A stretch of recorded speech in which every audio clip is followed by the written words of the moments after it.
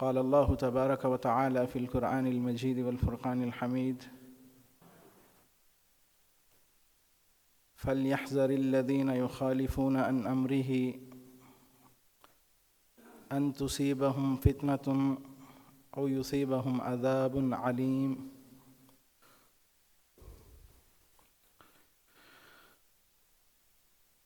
امت محمدیہ کا فرد ہونا یہ انسان کی خوش بختی اور خوش قسمتی کی علامت ہے، کیونکہ نبی کریم صلی اللہ علیہ وآلہ وسلم کا فرمان مبارک ہے، آپ نے ارشاد فرمایا انتم تتمون 70 امہ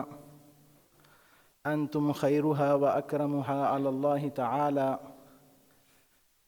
کہ تم لوگ 70ویں امت ہو، انتم خیرها و اکرمها علی اللہ تعالی، لیکن ان 70 امتوں میں سے تم لوگ سب سے بہتر ہو اور سب سے فضیلت والے ہو۔ اور یہ بات نبی کریم صلی اللہ علیہ وآلہ وسلم نے اس وقت ارشاد فرمائی جب آپ اس آیت مبارکہ کی تشریح فرما رہے تھے کنتم خیر امت اخرجت للناس، کہ تم بہترین امت ہو جو لوگوں کے لیے نکالے گئے۔ ایک طرف امت محمدیہ کے اندر اتنا شرف، اتنی فضیلت، جبکہ اگر ہم دوسری طرف نظر دوڑائیں تو اس شخص کی بدقسمتی اور بدبختی کا عالم کیا ہوگا کہ جس کے بارے میں سید ولد آدم اور ساری کائنات کے سردار میرے آپ کے پیر و مرشد جناب محمد الرسول اللہ صلی اللہ علیہ وآلہ وسلم اپنی زبان سے کہہ دیں کہ وہ ہمارا نہیں۔ گویا ایک طرف شرف بھی ہے، لیکن بعض بدبخت اپنی قبیح حرکتوں اور اپنے جرموں کی وجہ سے رسول اللہ صلی اللہ علیہ وآلہ وسلم کی نظر میں آپ کے نہیں۔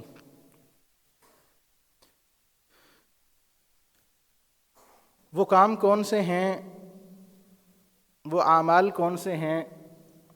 جب ہم ان کی طرف نظر دوڑاتے ہیں تو سب سے پہلی چیز جو سمجھنے کی ہے وہ یہ ہے کہ نبی کریم صلی اللہ علیہ وآلہ وسلم ہمارے لیے بہترین اسوہ اور نمونہ ہیں، ہمارے لیے آئیڈیل رول ماڈل نبی کریم صلی اللہ علیہ وآلہ وسلم کی ذات ہے۔ لقد کان لکم فی رسول اللہ اسوۃ حسنہ، اللہ رب العزت نے ہمارے لیے نمونہ نبی رحمت صلی اللہ علیہ وآلہ وسلم کی ذات کو بنایا ہے۔ قدم قدم پر ہمیں رسول اللہ صلی اللہ علیہ وآلہ وسلم کی ذات سے رہنمائی لینی ہے اور اس کے مطابق ہی اپنی زندگی کو بسر کرنا ہے۔ اور جو شخص نبی رحمت صلی اللہ علیہ وآلہ وسلم کی سنت کو چھوڑ دیتا ہے، آپ کے طریقے کو ترک کر دیتا ہے، وہ رسول اللہ صلی اللہ علیہ وآلہ وسلم کی نظر میں ہمارا نہیں۔ اور اس کی دلیل کیا ہے؟ آپ صلی اللہ علیہ وآلہ وسلم کا فرمان مبارک جو آپ صلی اللہ علیہ وسلم نے فرمایا اس وقت جب 3 صحابہ کرام رضوان اللہ علیہم اجمعین آئے، رسول اللہ صلی اللہ علیہ وآلہ وسلم کی ازواج مطہرات سے آ کر آپ کے اعمال کے بارے میں پوچھا تو آپ نے کہا جو آپ کرتے تھے وہ جواب دیا گیا۔ جاتے ہوئے زبان سے چند کلمات نکلے، ایک کہنے لگا کہ میں ساری زندگی نمازیں پڑھتا رہوں گا، دوسرا کہتا ہے کہ میں ساری زندگی روزے رکھتا رہوں گا، اور تیسرا کہتا ہے کہ میں شادی نہیں کروں گا۔ جاتے ہوئے یہ الفاظ نکلے، جب نبی رحمت صلی اللہ علیہ وسلم کے پاس پہنچے تو آپ نے خطبہ ارشاد فرمایا اور کہا کہ میں نے شادیاں بھی کی ہیں اور میں نماز بھی پڑھتا ہوں، رات کو قیام بھی کرتا ہوں، اور اسی انداز سے میں روزہ رکھتا بھی ہوں، افطار بھی کرتا ہوں۔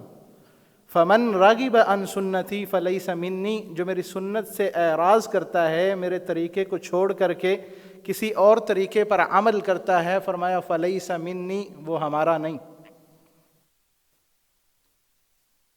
پہلی چیز، قدم قدم پر رسول اللہ صلی اللہ علیہ وآلہ وسلم کی اتباع، فرما برداری، سنت پر عمل پیرا ہونا۔ کس وجہ سے؟ کہ جو شخص رسول اللہ صلی اللہ علیہ وآلہ وسلم کی سنت کو ترک کر دیتا ہے، ایک تو وہ آپ کی نظر میں گر گیا، اور دوسری وجہ کہ ذلت اور رسوائی اس شخص کا مقدر بن جاتی ہے۔ سیدنا ابو ہریرہ رضی اللہ تعالیٰ عنہ کی روایت، جس میں 6 شخصوں پر رسول اللہ صلی اللہ علیہ وسلم نے لعنت کی، ان میں سے 6 نمبر پر فرمایا التارک لسنتی، میری سنت کو ترک کرنے والا، میرے طریقے کو چھوڑ دینے والا۔ دوسری حدیث کے اندر رسول اللہ صلی اللہ علیہ وآلہ وسلم نے فرمایا جعلت الذلۃ والصغار علی من خالف امری،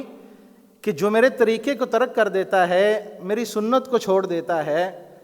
ذلت اور رسوائی اس شخص کا مقدر بن جاتی ہے۔ پھر اس کی زبان پر یہ شکوہ نہیں ہونا چاہیے کہ مجھے عزت نہیں ملتی، میں معاشرے کے اندر ذلیل و رسوا ہو رہا ہوں، کیونکہ تم نے اسی راستے کا انتخاب کیا ہے جس میں ذلت اور رسوائی ہے۔ تو وہ لوگ جو رسول اللہ صلی اللہ علیہ وآلہ وسلم کی نظر میں ہمارے نہیں، وہ پہلا بندہ ہے جو رسول اللہ صلی اللہ علیہ وسلم کی سنت کو ترک کرنے والا ہے۔ دوسرا شخص وہ ہے جو نہ صرف سنت کو ترک کرتا ہے بلکہ اپنی طرف سے ایجاد کردہ طریقے کو اپنا بھی لیتا ہے۔ بدعتی شخص جو رسول اللہ صلی اللہ علیہ وسلم کے طریقے کو بھی چھوڑتا ہے، ایک تو یہ ذلت اور رسوائی اٹھائی، اور دوسرا کام یہ کیا کہ اس طریقے کو اپنا لیا جو محمد الرسول اللہ صلی اللہ علیہ وسلم کا طریقہ نہیں بلکہ بعد کے لوگوں کی ایجاد ہے۔ اور ایسے شخص کے بارے میں کل قیامت والا دن ہوگا، اللہ رب العزت کے پیغمبر حوض کوثر پر تشریف فرما ہوں گے، کچھ لوگ آئیں گے، نبی رحمت صلی اللہ علیہ وآلہ وسلم یہ گمان کریں گے کہ یہ میرے امتی ہیں کیونکہ آثار نمایاں ہوں گے، لیکن جب قریب آئیں گے تو فرمایا ان کے اور رسول اللہ صلی اللہ علیہ وسلم کے درمیان ایک دیوار حائل کر دی جائے گی۔ آپ ارشاد فرمائیں گے کہ یہ تو میری امت کے لوگ ہیں۔ جب جواب ملے گا انک لا تدری ما احدثوا بعدک، اے پیغمبر آپ نہیں جانتے انہوں نے آپ کے بعد کیا کیا نت نئی ایجادات اور نت نئی رسوم و رواجات اور اس کے علاوہ بدعات کو فروغ دیا تھا۔ رسول اللہ صلی اللہ علیہ وسلم کی زبان سے جو کلمات نکلیں گے وہی ہمارا آج کا موضوع، سحقاً سحقاً لمن بدل بعدی، کہ ان لوگوں کو مجھ سے دور کر دو، یہ میرے نہیں ہیں کہ جنہوں نے میرے بعد میرے دین کی شکل صورت کو بگاڑ دیا۔ تو دوسرے نمبر پر بدعتی لوگ جو سنت کو چھوڑ کر کے کسی اور طریقے کو اپنا لیتے ہیں، کسی اور کو اپنے اوپر لاگو کر لیتے ہیں، وہ لوگ رسول اللہ صلی اللہ علیہ وسلم کی نظر میں ہمارے نہیں۔ اس کے بعد تیسرے نمبر پر وہ لوگ ہیں جو رسول اللہ صلی اللہ علیہ وسلم کی حدیث کے مطابق کہ جو اسلام کے طریقے کو چھوڑ کر دیگر ادیان کے طریقوں کو اختیار کرتے ہیں۔ من عمل بسنت غیرنا فلیس منا، کہ جو ہمارے طریقوں کو، جو رسول اللہ صلی اللہ علیہ وسلم کی شریعت ہے، اسلام ہے، اور دوسری حدیث کے الفاظ فرمایا من تشبہ بغیرنا فلیس منا ولا تشبہ الیہود ولا النصارى، کہ جو کسی اور قوم کی مشابہت اختیار کرتا ہے، کسی دوسری قوم کے رسوم و رواج کو اپنے اوپر لاگو کر لیتا ہے اور ان کی مشابہت کے اندر اسی انداز کے کام کرنے لگ جاتا ہے، فرمایا وہ بھی ہماری نظر میں ہمارا نہیں۔ فلیس منا، اس کا رسول اللہ صلی اللہ علیہ وسلم کے ساتھ کوئی تعلق نہیں۔ جو غیر مسلموں کی مشابہت اختیار کرتا ہے، چاہے وہ کسی معاملے کے اندر ہو، کلچر کے اندر ہو، تہذیب و تمدن کے اندر ہو یا دیگر معاملات کے اندر ہو، اگر رسول اللہ صلی اللہ علیہ وسلم کے طریقے کو چھوڑ کر کے غیر مسلموں کے طریقے کو اپنایا جائے گا، جیسے بدعتی شخص اگرچہ وہ خود پر مسلمان ہونے کا لیبل لگاتا ہے، وہ رسول اللہ صلی اللہ علیہ وسلم کے طریقے کو چھوڑ رہا ہے، اسی طرح وہ بندہ جو کہتا تو خود کو مسلمان ہے لیکن اس کے اعمال کے اندر جھلک ان غیر مسلموں کی نظر آتی ہے، جو خود کو مسلمان کہنے والا اور پھر غیر مسلموں کے تہواروں کے اندر بھی شریک ہو جاتا ہے اور وہاں پر جا کر انہیں جو ہے وہ ساری مبارکباد بھی دے دیتا ہے اور سارے کاموں کے اندر شریک بھی ہو جاتا ہے، اس میں اور اس میں کوئی فرق نہیں ہے۔ فرمایا من تشبہ بغیرنا فلیس منا، جو ہم سے الگ جو قومیں ہیں، جو دوسرے غیر مسلم افراد ہیں یا دیگر ادیان ہیں، جو ان کی مشابہت اختیار کرتا ہے وہ ہمارا نہیں ہے، وہ انہی جیسا ہے۔ اس کے بعد اگلا وہ شخص رسول اللہ صلی اللہ علیہ وآلہ وسلم کی نظر میں، اور یہ بھی آج کل ہمارے معاشرے میں بڑی تیزی کے ساتھ پھیل رہا ہے۔ آپ جائیں باہر دیواروں پر آپ کو یہ عام لکھے ہوئے ملیں گے، یہاں ذرا منڈی موڑ کی طرف چکر لگائیں نا، یہ جی ٹی روڈ کے اوپر، تو یہ درمیان میں جو ڈیوائیڈر ہوتا ہے اس پر لکھا ہوا آپ کو بڑے بڑے جو ہے الفاظ کے اندر ملے گا کہ فلاں بنگالی بابا اور فلاں شخص اور فلاں شخص پروفیسر اور پتہ نہیں کیا کیا القابات لگا کر، اور پھر آگے لکھا کیا ہوتا ہے کہ کالے عملیات کرنے والے، جادو کو فروغ دینے والے۔ رسول اللہ صلی اللہ علیہ وآلہ وسلم کا فرمان کیا ہے؟ آپ نے فرمایا لیس منا من سحر لہ او سحر لہ، کہ جس بندے نے جادو کیا یا جادو کروایا اس کا ہمارے ساتھ کوئی تعلق نہیں۔ لیکن ہمارا مسلمان معاشرہ ہونے کے باوجود آپ جا کر ان لوگوں کا ذرا وزٹ کریں اور دیکھیں گے آپ کہ کثرت کے ساتھ وہ لوگ ان کے پاس جاتے ہیں جو خود کو مسلمان کہتے ہیں، اور جا کر مسائل کیا ہیں؟ ساس بہو کو تابع کرنے کے چکر میں ہے، یا بیوی شوہر کو اپنے تابع کرنے کے لیے جا رہی ہے، یا غلط طریقے سے کسی کو اپنے پیار اور محبت کے اندر فریفتہ کرنے کے لیے ان راستوں کا انتخاب کیا جا رہا ہے کہ جن راستوں کو چننے کے بعد انسان جو ہے وہ ایمان سے خالی ہو جاتا ہے، سیدھا سیدھا کفر ہے۔ اور رسول اللہ صلی اللہ علیہ وآلہ وسلم کے فرمان کے مطابق ایک حدیث میں آپ نے یہ فرمایا، اور دوسری حدیث کے الفاظ یہ ہیں، آپ نے فرمایا لیس منا من تسحر او تسحر لہ، جس نے جادو کیا یا جادو کروایا اس کا ہمارے ساتھ کوئی تعلق نہیں ہے۔ لیکن کوئی فرق نہیں پڑ رہا، خود کو مسلمان کہنے والے، ایماندار کہنے والے، اور جا کر ادھر دیکھیں تو لائنیں لگی ہوئیں، جادو کو فروغ دے رہے مسلمان معاشرے کے اندر سب کچھ کر رہے ہیں۔ اس کے بعد اگلی چیز، اور یہ بھی ہمارے اخبارات اس سے بھرے ہوئے، ہمارے میڈیا چینلز اس سے بھرے ہوئے، وہ یہ ہے، یہ جو فال نکالتے ہیں، قسمت کا حال بتانے والے، آپ کا یہ ہفتہ کیسا گزرے گا، اخبارات میں الگ سے پورشن،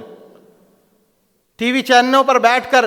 فلاں شخص کا فلاں ستارہ فلاں مقام سے نکل کر فلاں مقام پر پہنچ چکا ہے، اب اس کی خوشحالی کے دن آنے والے ہیں، اب اس کی مشکلات ختم ہونے والی ہیں، اب یہ کرے گا اور یہ کرے گا، یہ سارے ٹیوے لگانے والے رسول اللہ صلی اللہ علیہ وآلہ وسلم کا فرمان مبارک، آپ نے فرمایا لیس منا من تکہن او تکہن لہ، یہ جو کہانت کرنے والے، یہ قیافہ شناس اور یہ ٹیوے لگانے والے لوگ، ان کا اسلام کے ساتھ کوئی تعلق نہیں، ان کا رسول اللہ صلی اللہ علیہ وآلہ وسلم کے ساتھ کوئی تعلق نہیں۔ جو شخص ان کے پاس جاتا ہے، ان کی بات کی تصدیق کرتا ہے، ان سے اپنے چیزوں کے بارے میں، اپنی قسمت کے بارے میں سوال کرتا ہے، رسول اللہ صلی اللہ علیہ وآلہ وسلم کے دو فرامین اور دونوں ہی انسان کے لیے آنکھیں کھول دینے والے، رسول اللہ صلی اللہ علیہ وسلم کا پہلا فرمان فرمایا من اتا عرافن، کہ جو کسی ایسے قسمت بتانے والے کے پاس گیا اور فصدقہ، پھر اس نے جا کر یہ زبان سے جملہ بھی بول دیا کہ ہاں میرے یہی مسئلے ہیں، میرے ساتھ ایسے ہی ہو رہا ہے، تم نے سچ کہا ہے، میرے یہی مسائل ہیں، یہی وجوہات ہیں، یہی میری بیماریاں ہیں، یہی وجہ ہے کہ جو میں لے کر آیا ہوں، فرمایا اس کی تصدیق بھی کر دیتا ہے، لم تقبل لہ صلاۃ 40 یوما، اللہ رب العزت ایسے شخص کی 40 دن کی نماز ہی قبول نہیں کرتے۔ کیا پھر وہ رسول اللہ صلی اللہ علیہ وسلم کی نظر میں ہمارا ہوگا؟ جو ایسے لوگوں کے پاس جاتا ہے اور جا کر اپنی قسمت کا حال معلوم کرتا ہے؟ نہیں، رسول اللہ صلی اللہ علیہ وسلم کی نظر میں وہ ہمارا نہیں۔ اگلی حدیث، رسول اللہ صلی اللہ علیہ وسلم نے فرمایا من اتی کاہنا فصدقہ فقد کفر بما انزل علی محمد، کہ وہ شخص جو کسی ایسے قسمت کا حال بتانے والے کے پاس گیا اور جا کر پھر اس کی بات کی تصدیق بھی کر دی کہ ہاں میرے ساتھ ایسا ہی ہو رہا ہے، میرے یہی معاملات ہیں، فقد کفر بما انزل علی محمد، وہ یاد رکھے اس نے اس شریعت محمدیہ کا انکار کر دیا اور وہ کفر کے اندر مبتلا ہو گیا۔ اس کا میرے ساتھ کوئی تعلق نہیں، بے شک وہ خود کو مسلمان سمجھتا رہے۔ جب تم نے رسول اللہ صلی اللہ علیہ وآلہ وسلم کے فرامین کو اہمیت نہیں دی، آپ صلی اللہ علیہ وآلہ وسلم کی باتوں کو ماننے کے لیے تیار نہیں ہو، اور کاہن کے پاس جا کر، اور وہ لوگ صرف اور صرف بیٹھے ہوئے ہیں جھوٹ بولنے کے لیے، کوئی کسی کے پاس، کوئی تو ایسے بیٹھے ہوئے ہیں، ابھی تو میڈیا کا دور ہے، جو پکڑے جاتے ہیں، پھر بعد میں بات کھلتی ہے تو کسی کو الف سے بے تک معلوم نہیں ہوتی، اور وہ لوگ، اور ہمارے جو ہے وہ خواتین کی کثرت کے ساتھ، اور ایسے لوگوں کے پاس جا کر دیکھیں وہ اپنے کام کروانے کے لیے جاتی ہیں، پیسے بھی برباد اور عصمت دری بھی کرواتی ہیں، اور پھر عزتوں کی بھی بربادی ہوتی ہے ایسے افراد کے پاس جانے کی وجہ سے۔ تو اس کے بعد اگلا عمل، کہانت کرنے والے لوگ جو ہیں ان کے پاس جانا، ان کی کسی بات کی تصدیق کرنا،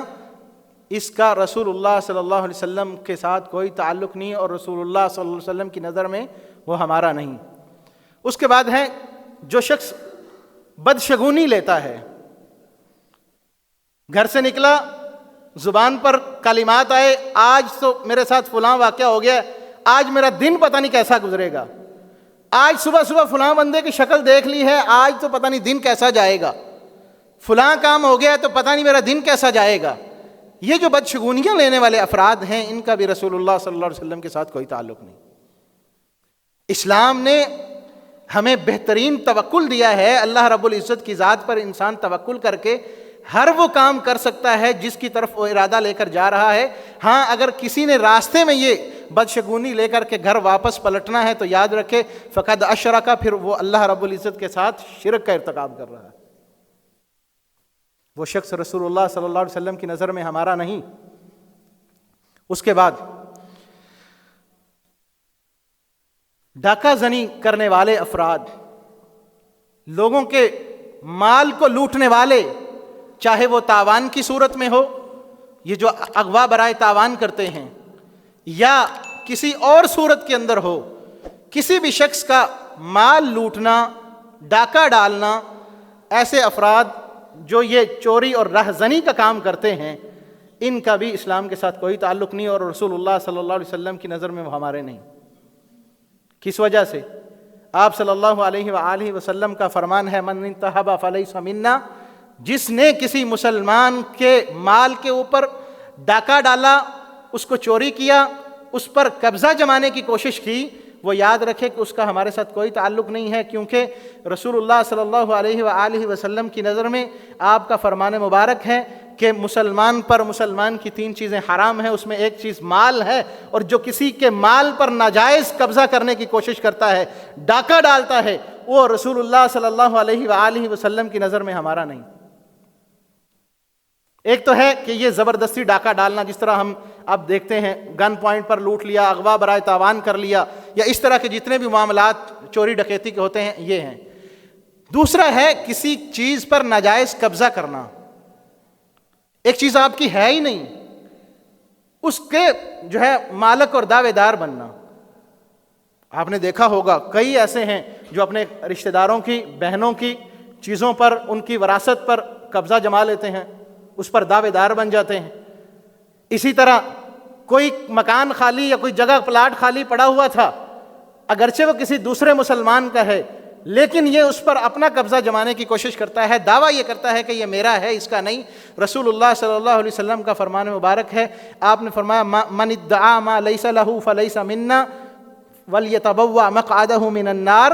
کہ ایسا شخص جو کسی دوسرے کی چیز پر قبضہ جمانے کی کوشش کرتا ہے، ایسا شخص جو کسی دوسرے کے مال کو ہڑپنے کے لیے اس پر دعویٰ دائر کرتا ہے کہ یہ میرا ہے حالانکہ یہ اس کا ہوتا نہیں ہے، فرمایا فلیس منا، اس کا ہمارے ساتھ کوئی تعلق نہیں ہے، ولیتبوأ مقعدہ من النار، اور وہ یہ بات یاد رکھ لے کہ وہ شخص اپنا ٹھکانہ جہنم کے اندر بنا لے، اس کا ٹھکانہ جہنم ہے۔ اس کے بعد اگلی چیز، رسول اللہ صلی اللہ علیہ وآلہ وسلم کے فرمان کے مطابق 3 چیزیں ہیں اس میں۔ پہلی چیز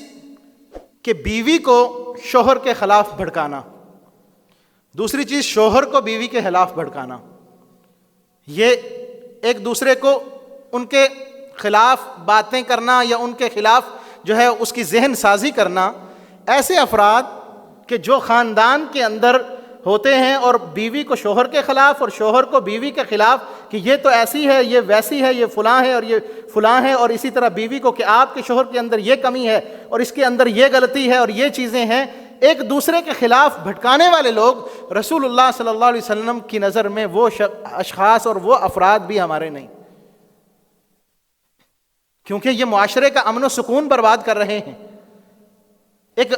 اچھے بھلے ہنستے مسکراتے گھر کو اجاڑ کر کے ان دونوں کے اندر علیحدگی جو ہے وہ کروا دیتے ہیں، صرف ان کی باتوں کی وجہ سے اور جملوں کی وجہ سے، اور یہ شیطان کا سب سے پسندیدہ عمل ہے۔ رسول اللہ صلی اللہ علیہ وسلم کے فرمان کے مطابق فرمایا جو شیطان کا چیلا میاں بیوی کے درمیان اختلاف ڈال کر واپس آتا ہے، فرمایا وہ اسے آگے بڑھ کر گلے لگاتا ہے اور کہتا کام تو اصل تم نے کیا ہے، اور یہ ایسے معاشرے کے افراد بھی کر رہے ہیں۔ آپ دیکھ لیں گھروں کے اندر جو ہے،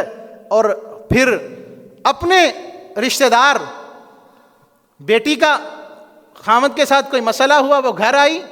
اب سارے گھر کے افراد وہ نیکیاں بھول کر کے، وہ سارا کچھ بھول کر کے اس کو اپنے خامد کے خلاف بھڑکانے کے لیے، اور پھر ادھر ادھر کے لوگ یہ تو ہے ہی ایسا اور میں نے پہلے کہا تھا اور فلاں اور ڈمکاں اور یہ چیزیں کیا کہا کے اور اچھے بھلے گھر کو برباد کر دیتے ہیں۔ تو گھروں کو برباد کرنے والے لوگ بھی رسول اللہ صلی اللہ علیہ وسلم کی نظر میں ہمارے نہیں۔ اسی طرح کسی ملازم کو اس کے جو مخدوم ہے اس کے خلاف بھڑکانا، خادم کو مخدوم کے خلاف، یہ بھی اسی چیز کے اندر آتا ہے۔ اس کے بعد آگے بڑھیں تو رسول اللہ صلی اللہ علیہ وآلہ وسلم کے ساتھ جن کا تعلق نہیں، جو رسول اللہ صلی اللہ علیہ وسلم کی نظر میں ہمارے نہیں، وہ ہیں آپ صلی اللہ علیہ وسلم کا فرمان مبارک کہ وہ لوگ جو نوحہ ماتم کرنے والے، اپنے رخساروں کو پیٹنے والے اور اپنے کپڑے پھاڑنے والے، کوئی غمی آئی، کوئی پریشانی اور مصیبت آئی،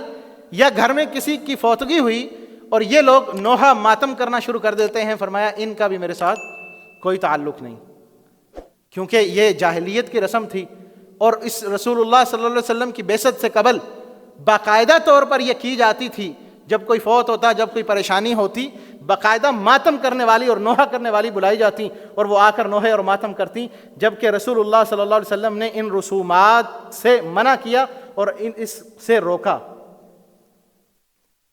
اس کے بعد ایک جو انتہائی اہم چیز ہے وہ یہ ہے کہ ایسے مرد جو عورتوں کی مشابہت اختیار کرتے ہیں اور ایسی عورتیں جو مردوں کی مشابہت اختیار کرتی ہیں۔ آپ دیکھیں گے فیشن کے نام پر کسی نے جو ہے وہ کانوں کے اندر بالیاں ڈالی ہوئی ہیں، کسی نے جو ہے وہ کچھ کام کیا ہوا ہے، کسی نے کچھ کام کیا ہوا ہے، اور اگر خواتین کو دیکھیں تو کوئی جو ہیں وہ اپنے بال کٹوا کر کے مردوں کی مشابہت اختیار کر رہی ہیں، کوئی لباس کے اندر